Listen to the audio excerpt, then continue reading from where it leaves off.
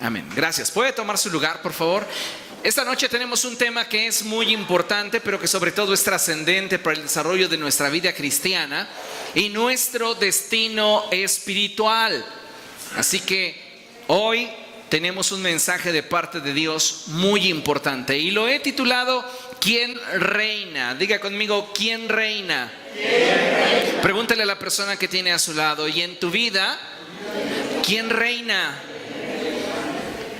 ¿Sabe? Vivimos en una sociedad en la que pareciera que hemos sido entrenados para decidir de acuerdo a lo que la mayoría decide.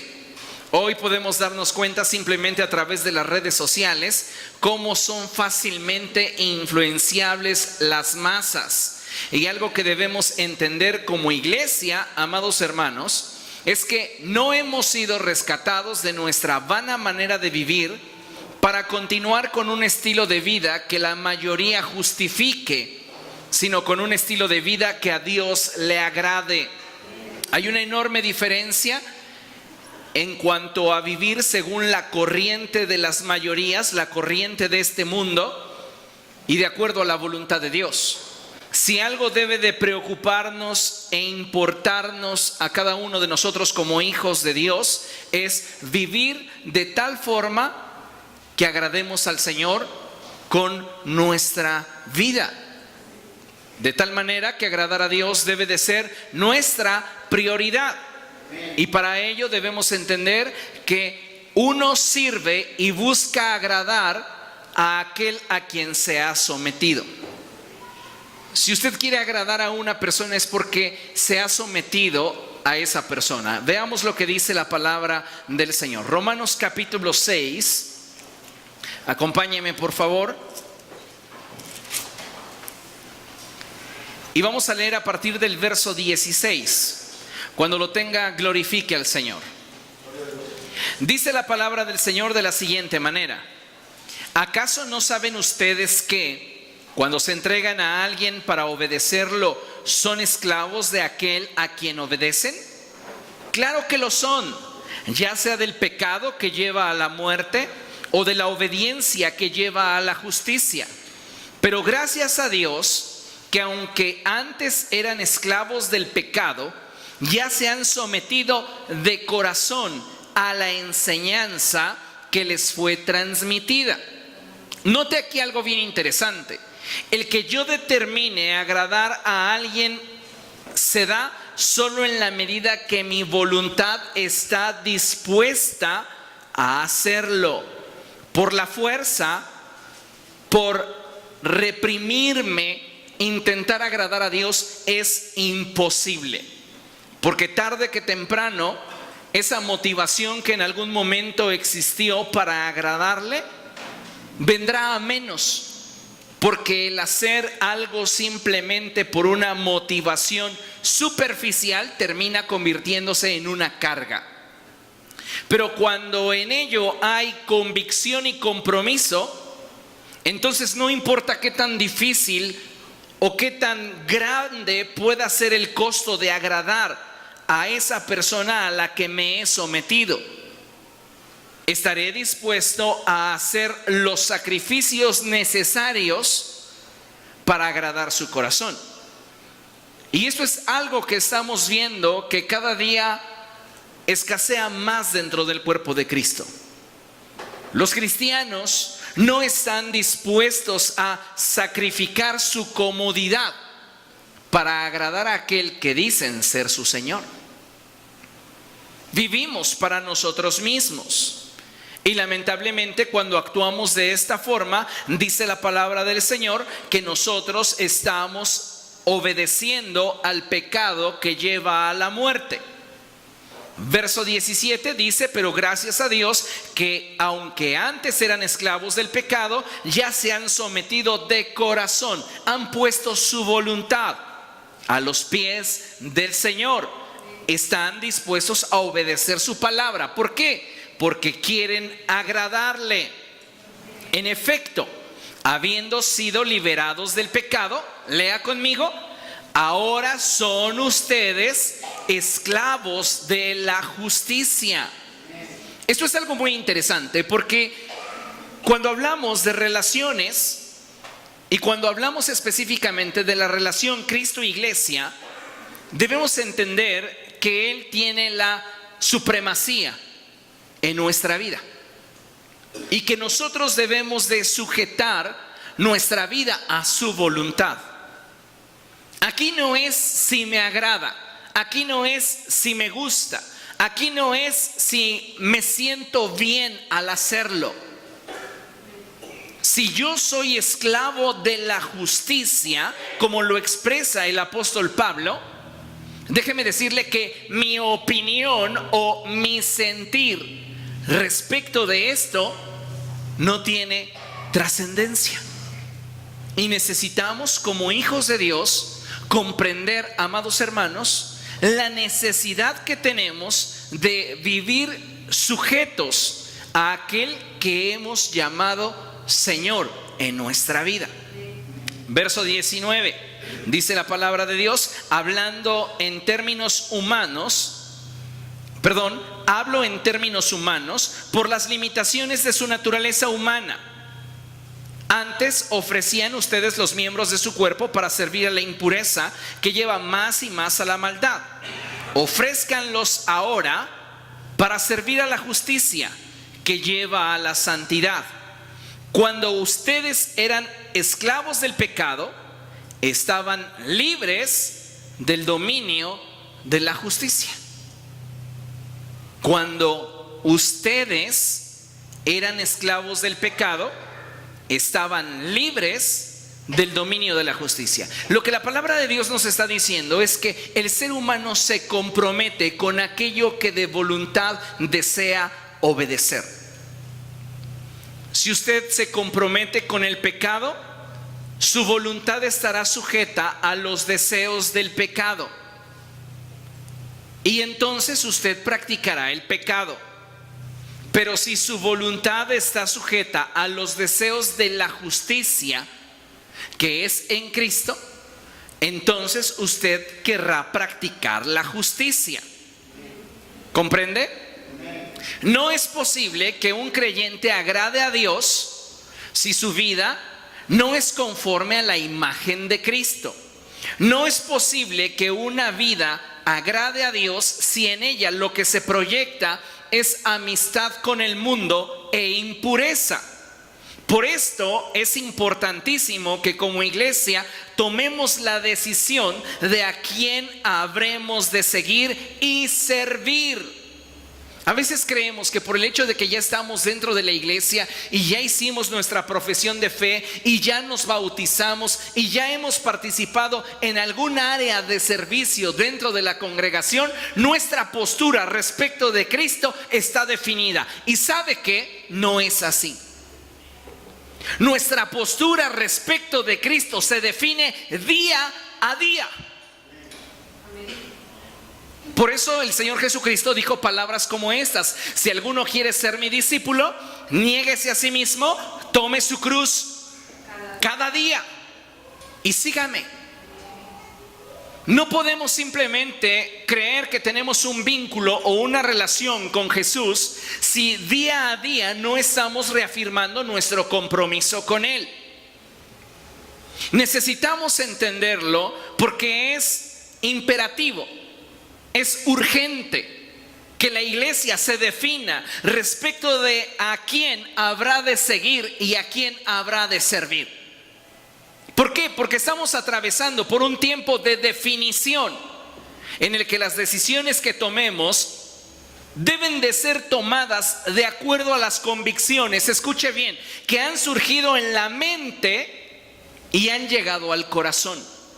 No al revés. Hay personas que toman decisiones basados en las convicciones que han surgido de sus emociones y que las convierten en la única verdad que prevalece en sus pensamientos. Y actuar de esta manera es equivocado. ¿Por qué? Porque si tú te mueves de acuerdo a las emociones que surgen en tu corazón, estás obedeciendo a un impulso.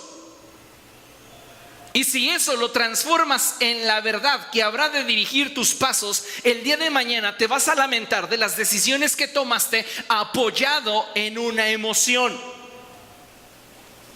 eso es necesario que tomemos las decisiones de acuerdo a las convicciones que han surgido en nuestra mente y que han llegado al corazón. ¿Por qué? Porque entonces al menos tendrás la certeza de que en esa decisión hubo un poco de inteligencia, mínimamente.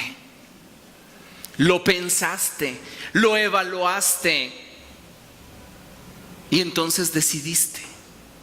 Hay una enorme diferencia entre una decisión apoyada o basada en una emoción y una decisión basada o apoyada en una convicción, en un pensamiento bien razonado.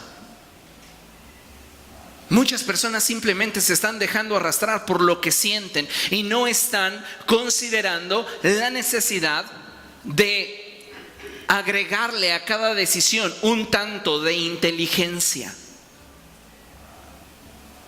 Dios nos ha dotado de una gran capacidad para poder proyectar nuestra vida de acuerdo a aquello que arde en nuestro corazón, pero hacerlo de una manera inteligente. La pregunta obligada es: ¿tú ya decidiste quién reina sobre tu vida? Regálame el de... Hoy es común escuchar a las personas expresarse favorablemente respecto de Cristo y su evangelio. La gente no se congrega, la gente no está realmente viviendo un compromiso cristiano, pero hablan bien de Jesús, simpatizan con Cristo. Y hoy hay muchos creyentes así dentro de las iglesias, porque aunque sí se congregan, porque aunque sí tienen un área de servicio, realmente la expresión de su vida no va más allá que simplemente la práctica de un mandamiento de hombres, pero su corazón permanece lejos de Dios. Lo que a muchas personas hoy día les está faltando es un verdadero compromiso que confirme su fe. Recuerde el apóstol Santiago: muéstrame tu fe sin tus obras y yo te mostraré mi fe por mis obras. ¿Somos cristianos simplemente porque nacimos dentro de un hogar cristiano? ¿Porque desde pequeños hemos escuchado la palabra de Dios?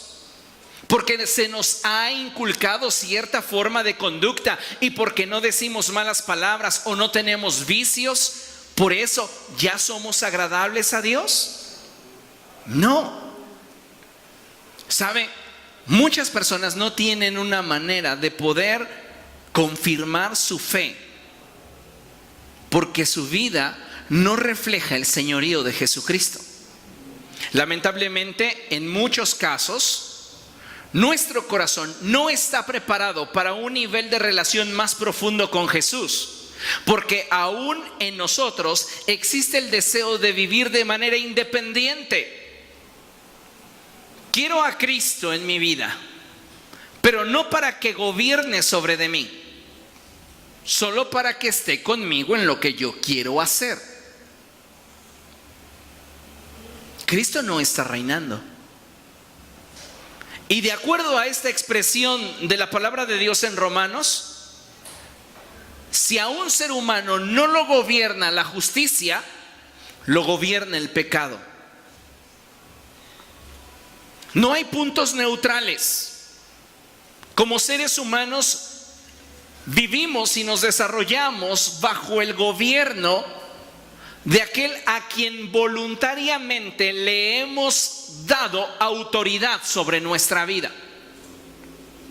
Pero vuelvo a recalcar el punto: el problema hoy dentro de la iglesia es que hay un grueso de cristianos que quieren a Cristo en sus vidas, participando solo en las áreas y en el nivel que ellos quieren y le permiten.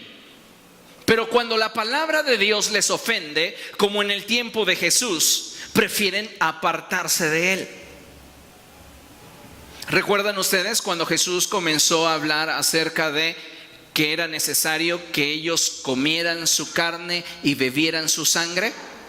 La gente se ofendió por esa verdad. Jesús estaba hablando en términos espirituales, pero su falta de discernimiento, su falta de entendimiento los ofendió. Y los discípulos le dijeron a Jesús: Maestro, con esta enseñanza la gente se ha sentido muy ofendida. Muchos se están apartando. Y Jesús, en lugar de bajarle el nivel a la verdad, les preguntó: ¿también se quieren ir ustedes? El problema hoy día es que vivimos en una sociedad donde la gente ama la comodidad. Y la gente está buscando donde se satisfagan sus necesidades y deseos, pero no están dispuestos a comprometerse y sacrificar lo que sea a fin de agradar a aquella persona que les beneficia. En este sentido, Cristo. ¿Cuánto le ha dado a usted Cristo? ¿Cuánto se está sacrificando por Él? ¿O tenemos un entendimiento de relación con Cristo a nivel superficial? Donde sí, Él me debe de salvar, porque ese es nuestro pensamiento, me debe de salvar, me debe de tener inscrito en el libro de la vida, pero que no cuente conmigo, menos en aquellas áreas donde yo no he decidido que se meta. Aunque usted no lo crea, hoy muchos cristianos viven con esa postura. Sirven a Jesús a la distancia y solo quieren una relación superficial con Él. Por eso es que digo, muchos corazones dentro del cuerpo de Cristo aún no están preparados para profundizar en una relación de compromiso con Cristo. Y es lamentable, porque si queremos que Cristo gobierne nuestra vida, debemos permitirle primeramente ocupar el trono de nuestro corazón. Si Cristo no está ocupando el trono de nuestro corazón, ¿quién entonces lo está ocupando? Vean lo que dice la Escritura. Vamos rápidamente a Marcos capítulo 4. Evangelio de Marcos capítulo 4. Y vamos a leer el verso 15 en adelante. Y dice la palabra del Señor de la siguiente manera: Jesús revelándole a los discípulos la parábola del sembrador. Y Él dice así: el sembrador siembra la palabra. Y continúa la Escritura diciendo: algunos, fíjese, va a comenzar a describir a aquellos que están expuestos a la palabra, al mensaje del Evangelio. Y dice la palabra del Señor: algunos son como lo sembrado junto al camino, donde se siembra la palabra. Tan pronto como la oyen, viene Satanás y les quita la palabra sembrada en ellos. Otros son como lo sembrado en terreno pedregoso. Cuando oyen la palabra, enseguida la reciben con alegría. Pero como no tienen raíz, duran poco tiempo, porque surgen problemas o persecución a causa de la palabra, y enseguida se apartan de ella. Otros son como lo sembrado entre espinos. Oyen la palabra, pero las preocupaciones de esta vida, el engaño de las riquezas y muchos otros malos deseos entran hasta ahogar la palabra, de modo que ésta no llega a dar fruto. Pero otros son como lo sembrado en buen terreno. Oyen la palabra, la aceptan y producen una cosecha que rinde el 30, el 60 y hasta el 100 por uno. ¿Qué es lo que hace diferente al terreno? En términos naturales, lo trabajado que éste esté. Si no es un terreno trabajado, no será propio para la siembra. Antes de sembrar, un terreno se debe de trabajar, se debe de preparar. Lo que nos prepara para poder ser un terreno semejante a ese en el cual al caer la palabra rinde, fructifica, produce un resultado, es nuestro nivel de compromiso para con el mensaje y para con aquel que emite el mensaje. Si nuestro nivel de relación con Cristo es superficial, como dice la palabra del Señor, Puede ser que, aunque sean las expresiones más justas, el diablo venga y se robe de ti la bendición. Aunque sean las expresiones más bellas, sientas hermoso por un instante, pero después de un momento ya no dio fruto. Necesitamos, amados hermanos, someter nuestra voluntad al señorío de Cristo. Hace algunos años platicaba con un cristiano cuyo entendimiento de la relación con Jesús para él era más como una relación de conveniencia y placer, mientras que mi visión siempre ha sido semejante a la visión que se debería de tener en el matrimonio. Él me decía, un cristiano no tiene por qué comprometerse con la iglesia y no tiene por qué dejar de vivir la vida y disfrutarla de acuerdo a todo lo que quiera realizar, sea bueno o sea malo, no importa, debe de vivir como él quiera, decía esta persona. Mientras que yo argumentaba que todo cristiano al venir a Cristo adquiere un compromiso de honrar y sujetarse a su cabeza. Muchas personas hoy están viendo un evangelio de conveniencia, una relación con Cristo basada en el placer, no en el compromiso. Y entonces cuando vienen las pruebas, como dice aquí la Escritura, prefieren apartarse de Dios. No, Dios me exige demasiado. Muchas personas han dejado de congregarse y de buscar a Dios cuando comienzan a aprender sobre sus responsabilidades cristianas. Y aunque usted no lo crea, lo que están evadiendo no es la responsabilidad, es el compromiso que implica el tener una relación con Jesús. Porque cuando tú estableces una relación con Cristo, no es simplemente para que Él inscriba tu nombre en el libro de la vida y para que en el día final seas librado del castigo eterno. Si tú estás adquiriendo un compromiso con Cristo Jesús, es porque estás dispuesto a someter tu voluntad a Él, honrándole y sujetándote a Él. Es reconocer un liderazgo sobre nuestra vida. Y cuando como cristianos no estamos viviendo en ese nivel y en esa dirección, lo que nos está faltando es voluntad. Y por eso, aun cuando se nos puedan dar los mejores sermones, no se cosecha de nosotros ningún fruto.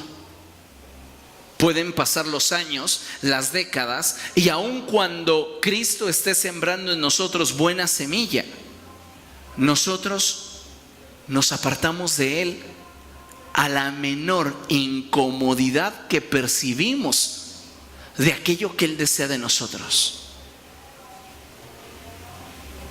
A veces pareciera increíble, pero valoramos más nuestra comodidad que su amistad. Y esta es una realidad. Porque muchas veces el mensaje del evangelio nos va a incomodar. El cumplir con una responsabilidad y el honrar a Dios nos va a implicar sacrificar muchas cosas que queremos. Pero ¿qué tan dispuesta está nuestra voluntad para agradarle? ¿Se ha puesto a pensar? Cuando una persona se enamora, lo que desea es agradar a aquella persona de la cual se ha enamorado. Y la realidad, déjeme decirle, es que pareciera que dentro de la iglesia del siglo XXI, muy pocas personas están enamoradas de Cristo. Porque no procuramos agradarle. Agradarle en nuestros pensamientos, agradarle en nuestro estilo de vida, agradarle en nuestras palabras, agradarle en nuestros hábitos, agradarle con nuestras decisiones. Vivimos por vivir pensando que Dios tiene la responsabilidad de estar con nosotros solo por el hecho de que en algún momento le confesamos Señor y Salvador, pero que en ningún momento le hemos entregado el trono de nuestro corazón. Se parece un poco a la posición actual en la que se encuentra el ganador de las elecciones presidenciales de nuestro país. Pasan las semanas y él continúa siendo el virtual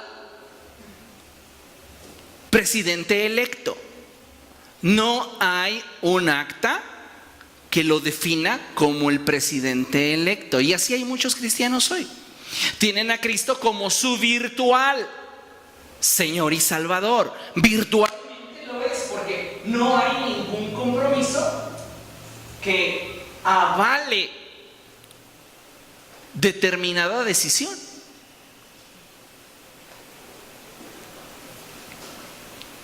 Necesitamos tener convicción para avanzar en el camino de la fe. Finalmente a esta persona no le pude convencer. Esta persona continuó considerando que mi visión del evangelio era demasiado radical y hasta un tanto fanática. Pero creo, amados hermanos, que de acuerdo al valor de lo que uno ofrece, está en ello también nuestra capacidad de pedir. Y yo creo que Dios nos ha entregado todo y no nos ha negado nada. Y nuestra obligación como hijos suyos, nuestra responsabilidad, nuestro compromiso que implica la relación está dirigido hacia agradarle. ¿Alguna vez le ha preguntado a Jesús, ¿qué te molesta de mí?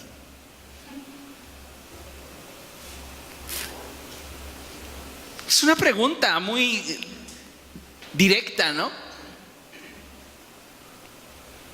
¿Qué no te agrada de mí? ¿Qué le respondería el Señor?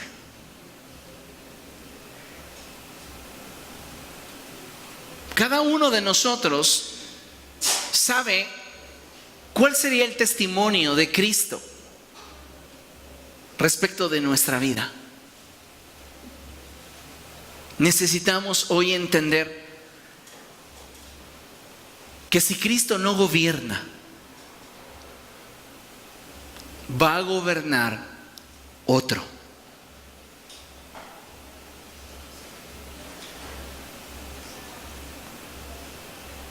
Solo puede gobernar quien reina.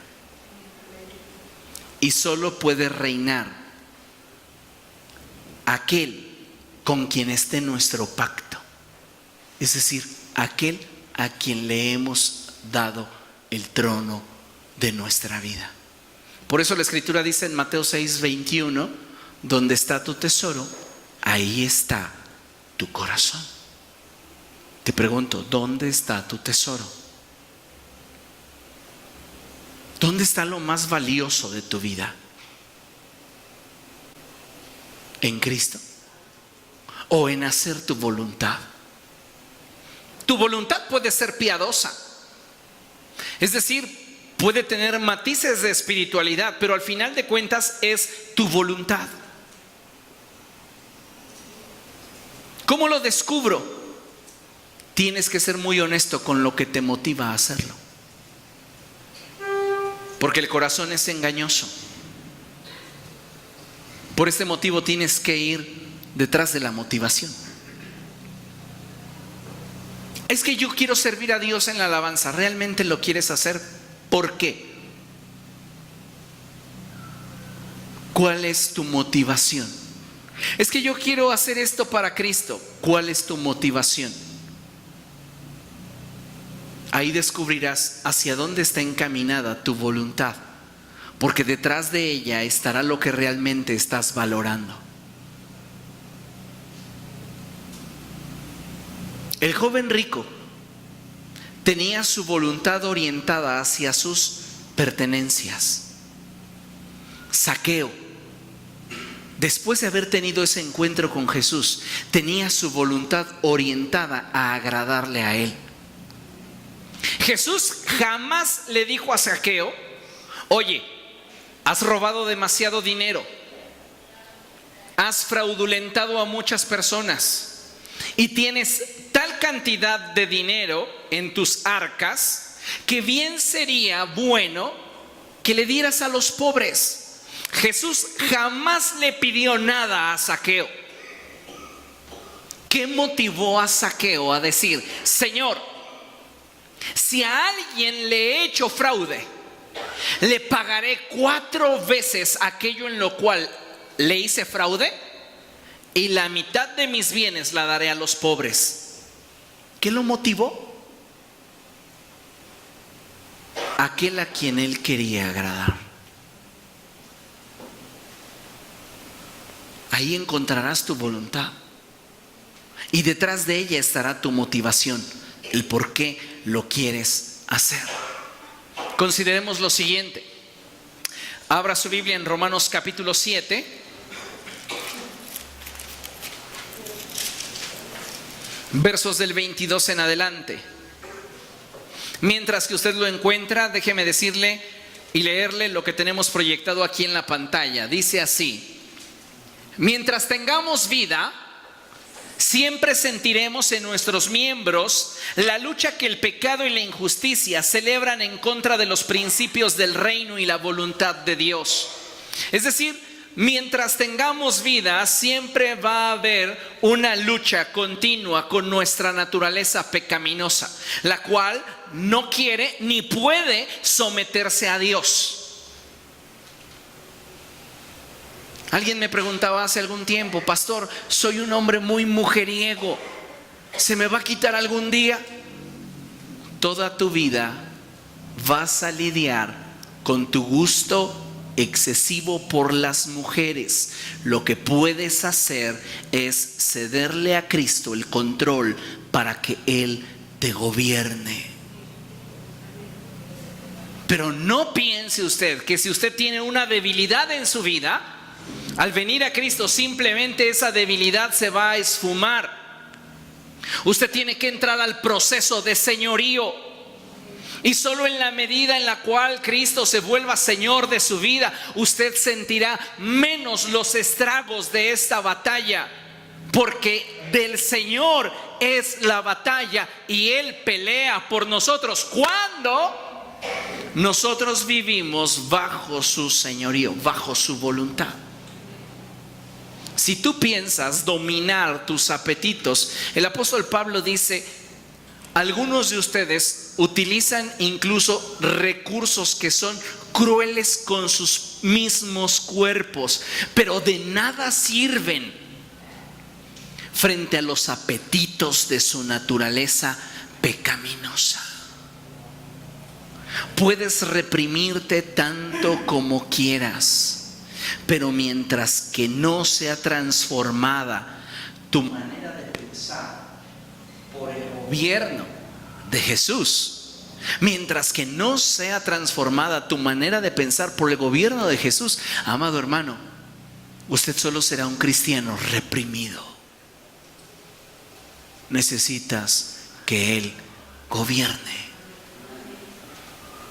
Entonces, mientras tengamos vida, siempre sentiremos en nuestros miembros la lucha con el pecado y la injusticia, que el pecado y la injusticia celebran en contra de los principios del reino y la voluntad de Dios. Es como si ambos bandos trataran de disputarse el trono de nuestro corazón, pero debemos saber que quien determinará quién ocupa el trono es nuestra voluntad. Tú determinas quién gobierna.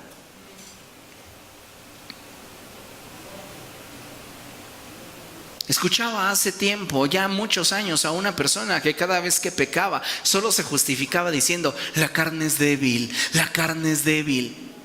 Pues sí, la carne es débil, haces mal en apoyarte en ella, deberías apoyarte en el Señor. El problema es que cuando estamos en conflicto con nuestra naturaleza, no queremos apoyarnos en Cristo, queremos hacer lo que el impulso de nuestra naturaleza nos dicta. Y esto está regido por nuestra voluntad. Tú decides. Nadie puede decidir sobre de ti, porque hasta Dios respeta lo que decidas.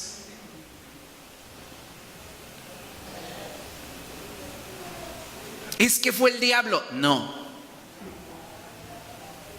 fue nuestra voluntad.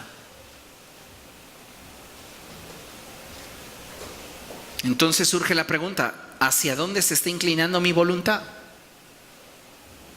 Hacia aquel que quiero que me gobierne. No puedes vivir sin gobierno. Dice Romanos: o te gobierna la justicia o te gobierna la injusticia. Punto, no hay más. O eres esclavo de la injusticia o eres esclavo de la justicia.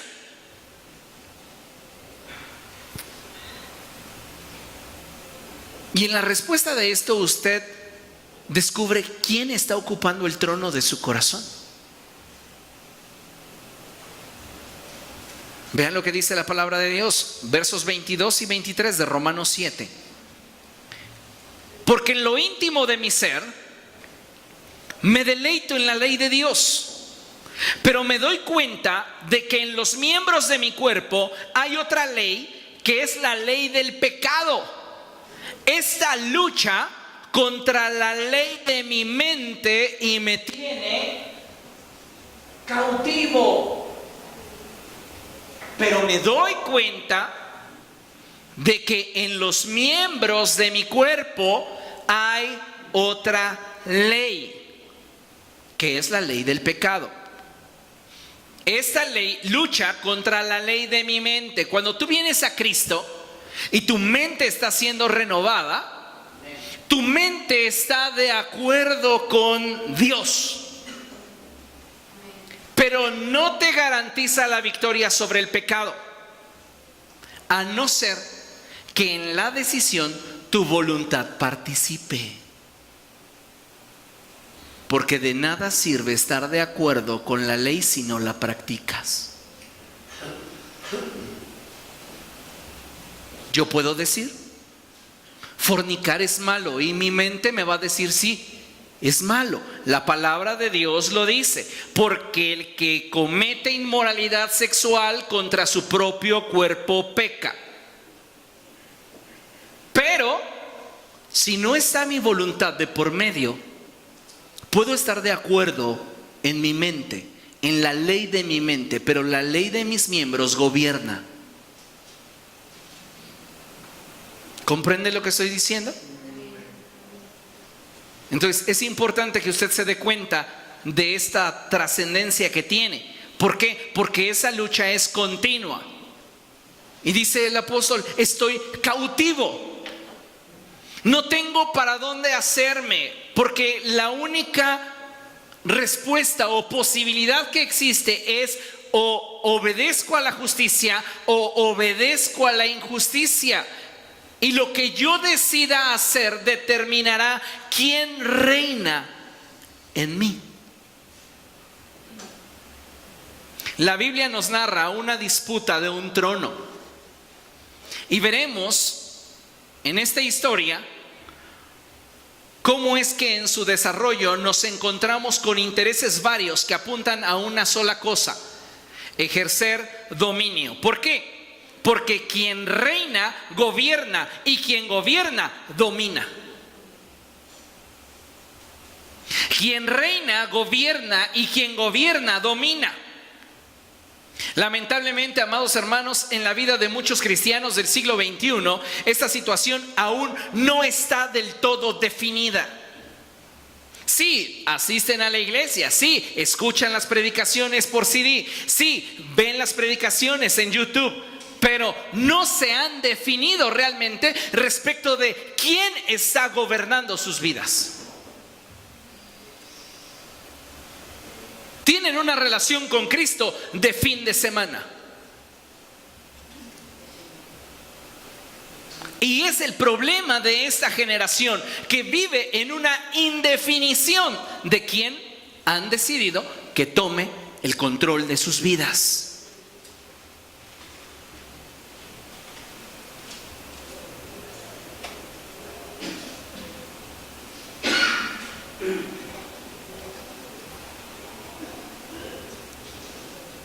Muchos cristianos quieren verse como la prometida de Cristo.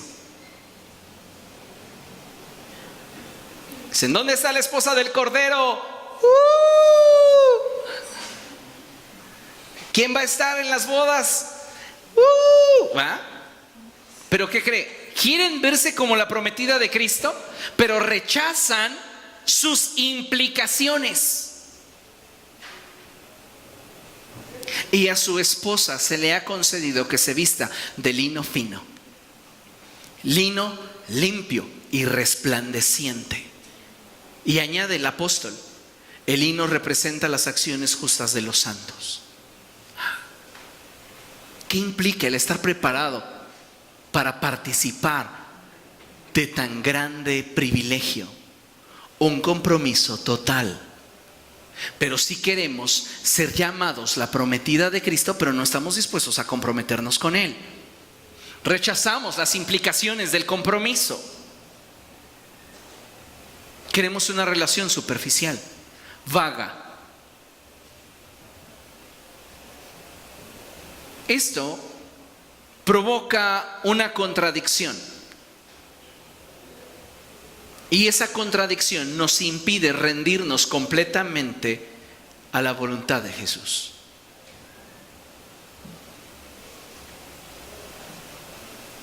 Considere esto. La voluntad de cada hombre es suficiente para determinar quién ocupará el trono de su corazón. El problema de una pobre o nula expresión de dicha voluntad radica en una carente definición de intereses y pactos. Si una persona no está plenamente comprometida, es porque no ha definido realmente cuáles son sus intereses. ¿Qué busca en la relación? ¿Qué quiere de la relación? Está en una relación de conveniencia, pero no se ha involucrado en un nivel más íntimo y más profundo dentro de dicha relación. Por eso es que no ha definido cuáles son sus intereses y tampoco sus pactos. Vamos a ver qué dice Primero de Reyes capítulo 1 hasta el capítulo 2 verso 24. No voy a leerlo todo, pero les anoto la cita por si ustedes quieren en casa meditar sobre esta porción de la escritura. Primero de Reyes 1. Cuando lo tenga, glorifique al Señor. Dice la palabra del Señor lo siguiente: el rey David era ya tan anciano y tan entrado en años que por más que lo abrigaban, no conseguía entrar en calor. Por eso sus servidores le dijeron: busquemos a una joven soltera para que atienda a su majestad y lo cuide, y se acueste a su lado para darle calor. Así que fueron por todo Israel en busca de una muchacha hermosa, y encontraron a una sunamita llamada Abisag, y se la llevaron al rey. La muchacha era realmente muy hermosa y se dedicó a cuidar y a servir al rey, aunque el rey nunca tuvo relaciones sexuales con ella. Es importante puntualizar esto, porque Abisag representa la llave del reino. Abisag, la traducción literal de su nombre es intoxicante o tóxica. Hay personas que tienen la posibilidad de inclinar la balanza de acuerdo hacia donde ellos o ellas se inclinen. En este sentido, Abisag podría ser determinante en la consolidación del siguiente reino y podría intoxicar y dañar a todos los que se opusieran hacia aquello que ella determinara favorecer. ¿Por qué? Porque está compartiendo la cama de David.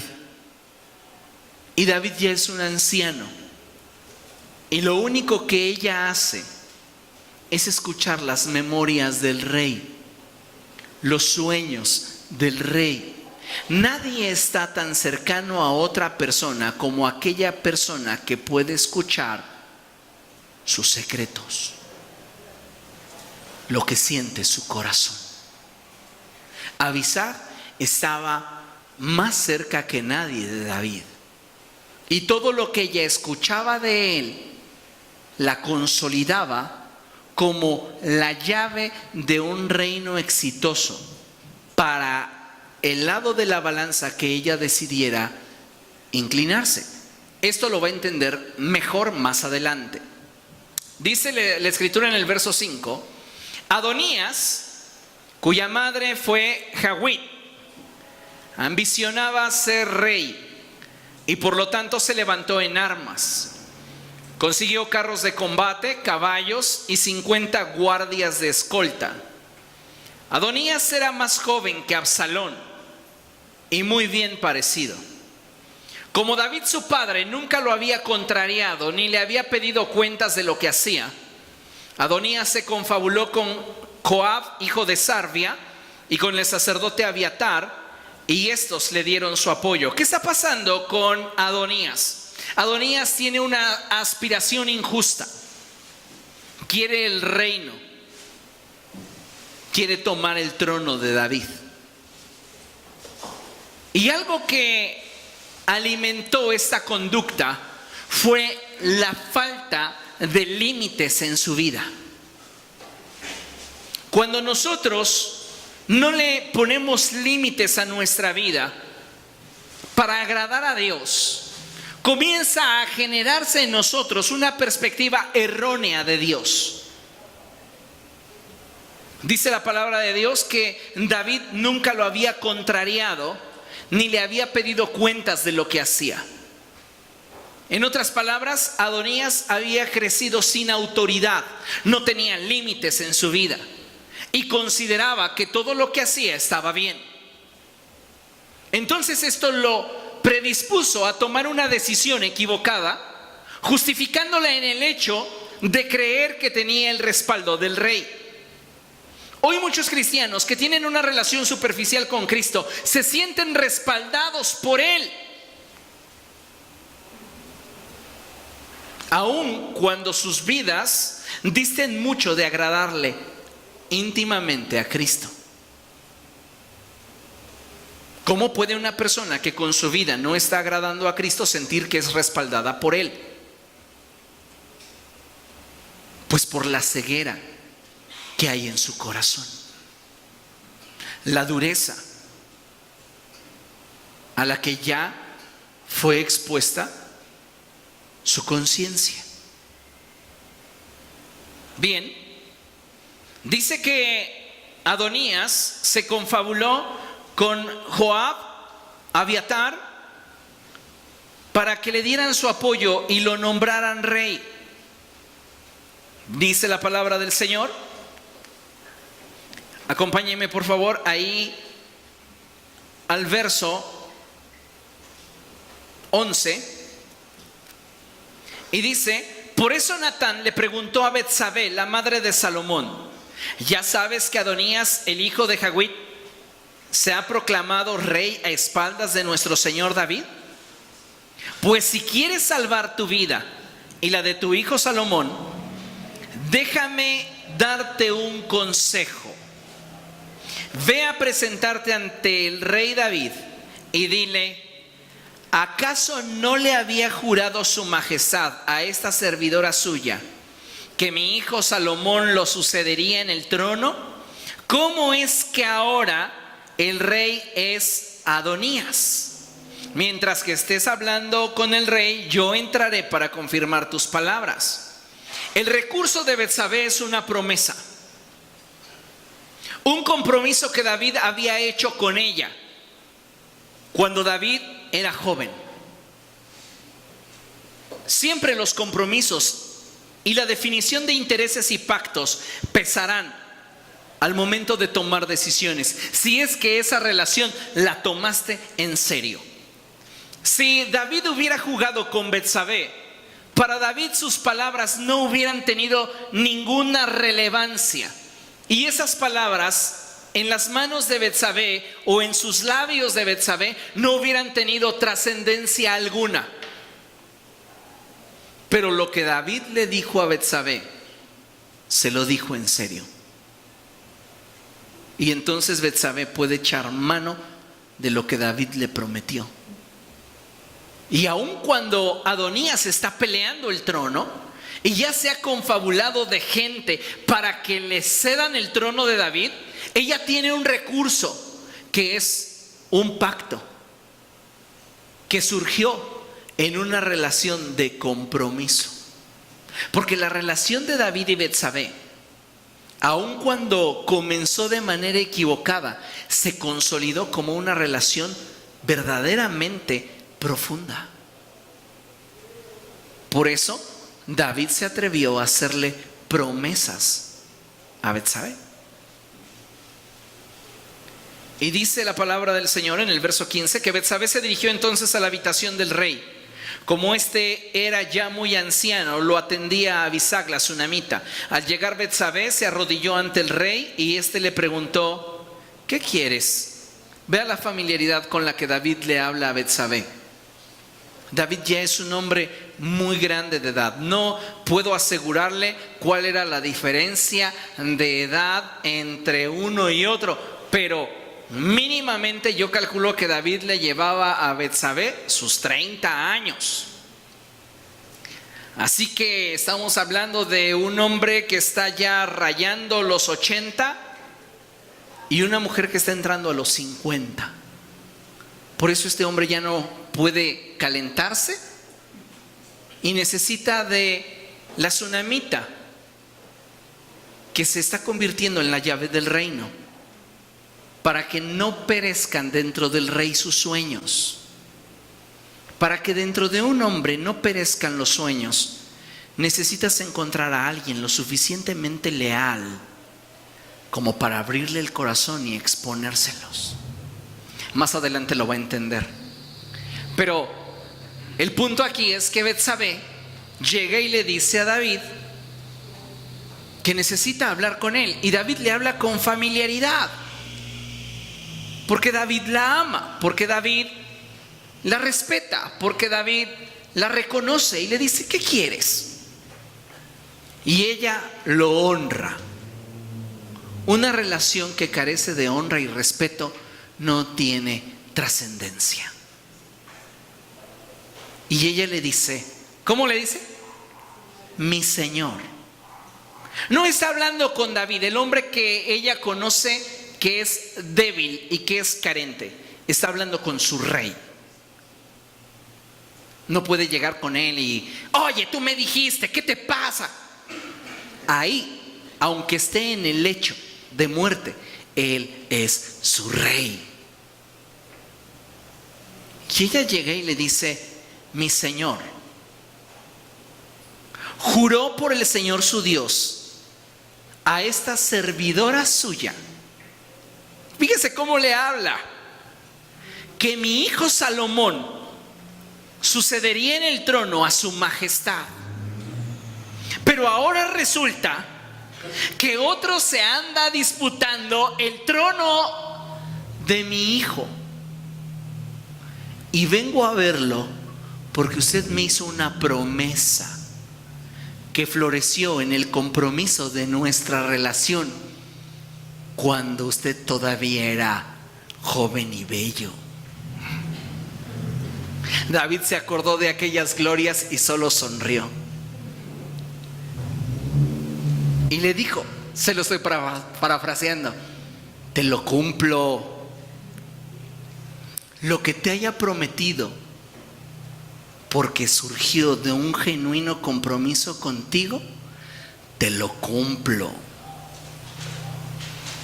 Y fíjese, mientras Betsabé, verso 22, hablaba con el rey, llegó el profeta Natán. Y Natán comienza a confirmar lo que Betsabé le ha dicho. Luego, en el verso 28,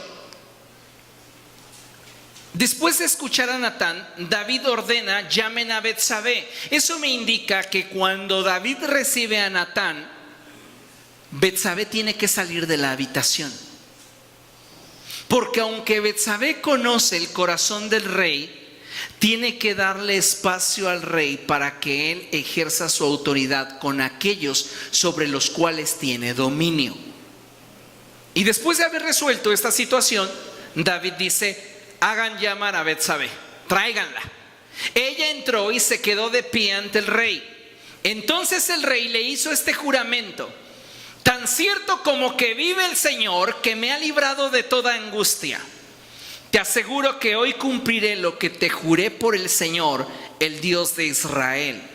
Yo te prometí que tu hijo Salomón me sucedería en el trono y reinará en mi lugar. Betsabé se inclinó ante el rey y postrada, rostro en tierra, exclamó: que viva para siempre mi señor, el rey David. Entonces David ordenó y dijo: llamen al sacerdote Sadoc, al profeta Natán y a Benaías, hijo de Joiada. Cuando los tres se presentaron ante el rey, este les dijo: tomen con ustedes a los funcionarios de la corte, monten a mi hijo Salomón en mi propia mula y llévenlo a Gijón, para que el sacerdote Sadoc y el profeta Natán lo unjan como rey de Israel. Toquen luego la trompeta y griten: viva el rey Salomón. ¿Quién está reinando en tu vida? Lo determina hacia dónde se inclina tu voluntad. La voluntad de David estaba hacia Salomón, nunca hacia Adonías. Y como su voluntad se inclinaba hacia Salomón, no importa lo que hiciera Adonías, jamás iba a tener la aprobación ni el visto bueno de David, porque David aún vivía y su voz pesaba, porque él era el rey. La palabra de Dios continúa mostrándonos todo lo que sucedió en esta transición. Pero entrados al capítulo 2, donde aparentemente Adonías se resigna a no ser rey, Adonías se acerca a Betsabé y le dice: quiero pedirte algo. Y ella le dice: sí, dime. Y Adonías le dice: quiero que le pidas a Salomón que me dé por esposa a Abisag, la sunamita. Betsabé no entendía, así que fue con Salomón y le dijo: concédele a tu hermano Adonías casarse con Abisag la sunamita. Y entonces Salomón arde en ira y dice: ¿cómo puedes pedirme semejante cosa? Es mi hermano mayor y cuenta con el apoyo del sacerdote Abiatar y de Joab, hijo de Sarvia.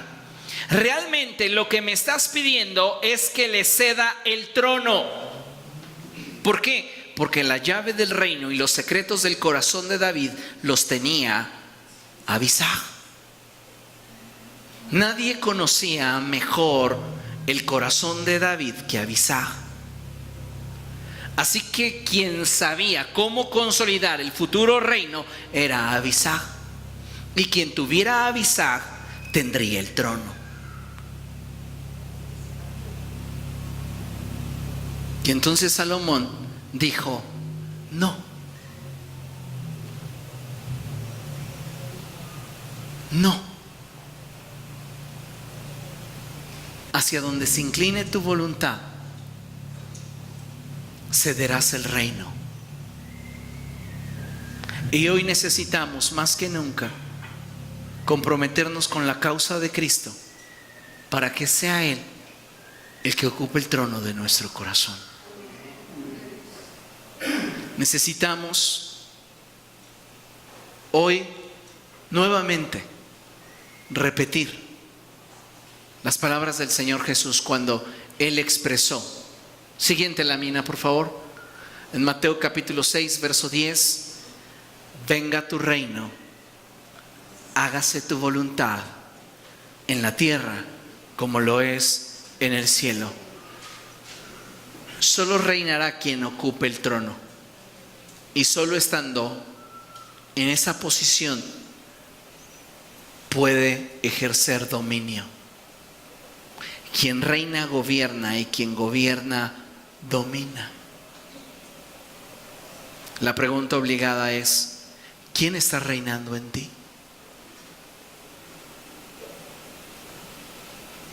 ¿Quién está reinando? ¿Es Cristo? ¿O hay alguien más en el trono? Póngase de pie, vamos a orar.